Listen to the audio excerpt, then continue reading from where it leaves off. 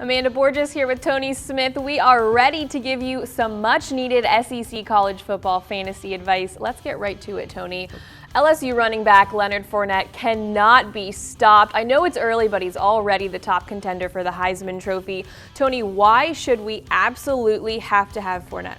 Look, Fournette's the first guy in LSU history to rush for 200 yards in back-to-back games. He's got the most rushing yards through 3 games in NCAA football history since 2000. He's only had the 3 games because their first game got canceled. He's 3rd in the nation in rushing.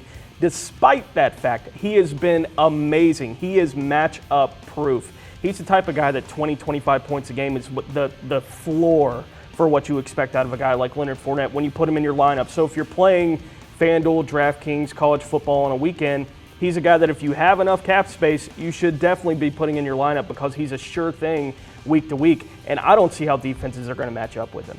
Well, Tony, it's a big road test for Alabama this week. They travel to Georgia to face the Bulldogs and, of course, running back Nick Chubb. How will Chubb fare against Saban's defense? We find out this week. We just talked about Fournette, and he's matchup proof. Is Nick Chubb matchup proof? And he goes up against a Bama defense where the strength is that front 7. So you saw what they did to Wisconsin week 1. They shut down that running attack of Wisconsin because Wisconsin wants to come straight at you. That's what Georgia wants to do too. Ole Miss had a lot of success against Alabama because they decided to just run around that really strong front 7 for Alabama. Does Georgia want to do the same thing? No. They want to shove Chubb down Alabama's throat. Can they do it? We find out this week if Chubb is the guy who is kind of that same guy as Fournette, the 2 sophomore running backs there in the SEC. Is he matchup proof too? I think he is, but I'm not 100% sure yet. We find out against Alabama. Well, Auburn has had a rough start to the season. Can the Tigers bounce back against San Jose State?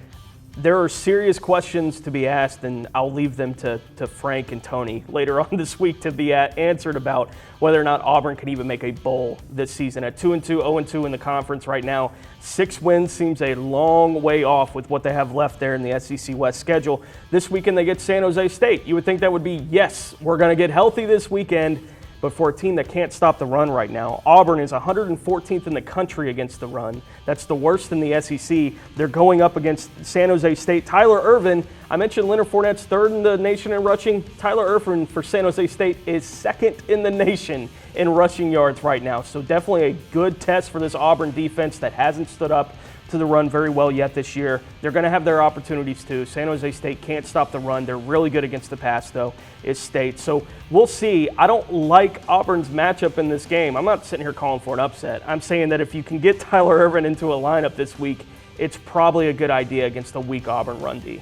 Okay, Tony, really quickly, let's go over players that you should play this weekend and ones you should avoid. So, Tony, give me a quarterback, a running back, and a wide receiver. At quarterback, the guy that you play, and you can pretty much do this every week, is Dak Prescott. He's one of the best dual threat options in the nation. He can throw the ball, he can pass the ball. He's got a really good matchup against Texas A&M, which hasn't been great on defense. They found a way to beat Arkansas last week, but Arkansas was on the field a lot, and Mississippi State has the potential to do the same kind of thing. The guy I sit this week is Chad Kelly going up against that tough Florida defense down in the swamp. He had a down week last week against Vanderbilt. Maybe that's a sandwich game for him. But going up against Florida in the swamp this week, I don't love his matchup. For running backs, play Stanley Boone Williams, the running back for Kentucky. They're taking on a Eastern Kentucky team that they should be able to handle. NC State, the only other Division I opponent Eastern Kentucky's played this year, ran the ball very well against them. Ralph Webb for Vanderbilt playing MTSU. MTSU surprisingly good against the run. They slowed down Alabama, and Derrick Henry certainly have the opportunity to do the same thing to Ralph Webb and Vanderbilt. And at wide receiver, Christian Kirk. If you don't know this freshman's name yet, get to know him because he's one of the biggest stars in the country right now. He has been incredible. He's 11th in the nation in receiving yards already as a freshman there at Texas A&M. Mississippi State hasn't been great against the pass, so get him in your lineup if you can. He's still a little cheaper for you as far as an option goes. And the guy I'm sitting this week is Pharaoh Cooper at South Carolina. He had a really good week last week in Lorenzo Nunez's first start there for the Gamecocks. But Missouri has the best pass defense in the SEC, and they found a way for the past 2 years to really slop it up against a lot of opponents. I expect a similar situation this weekend against South Carolina. All right, Tony, well, thanks for your advice. I hope you found that helpful. For more hot topics in the SEC, check out gridironnow.com. We'll see you next time.